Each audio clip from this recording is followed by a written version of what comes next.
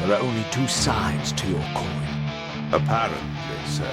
But suppose you throw a coin enough times. Suppose one day it lands on its edge.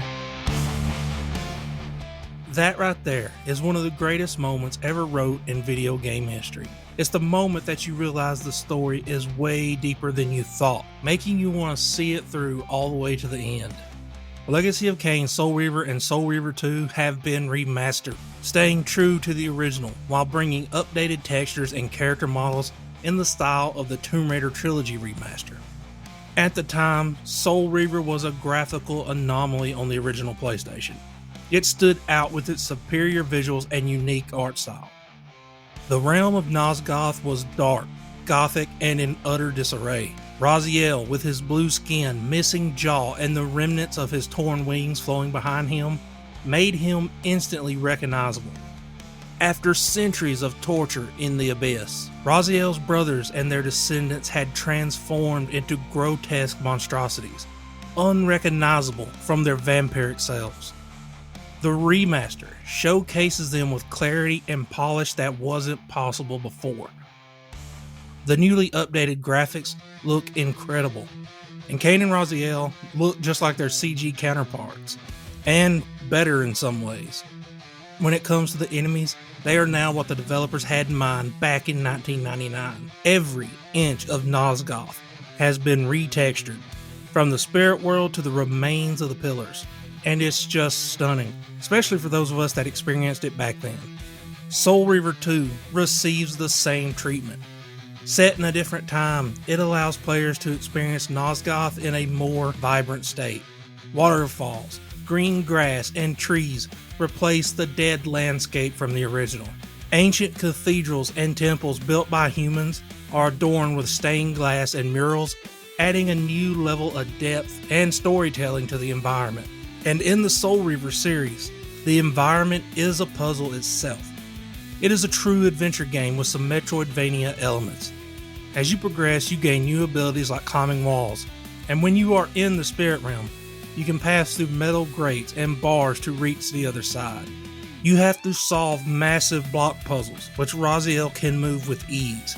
Use the spirit realm to halt time and pass through doorways, make jumps, or find new paths that open up that are hidden in the world of the living. And Soul Reaver 2 ups the puzzles by adding in different forms of the Soul Reaver that are required to progress, using their different abilities to reach new locations. In both games, the bosses are even puzzles themselves. You can't just swing away until you win. There's usually a trick to beating them.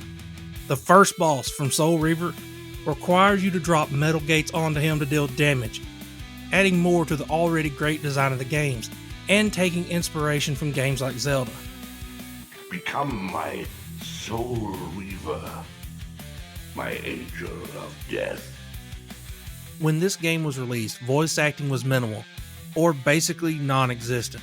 To this day, it is hard to find a better voice-acted game than these two, with legendary voices like Michael Bell, who played Raziel, Tony Jay as the Elder God, Simon Templeman as the iconic voice of Kain, and Anna Gunn, who is best known for playing Skylar in Breaking Bad. This cast and the cinematic storytelling brought this world to life like no other game before, and it still holds up today. All of their great work would not have been possible without Amy Hennig.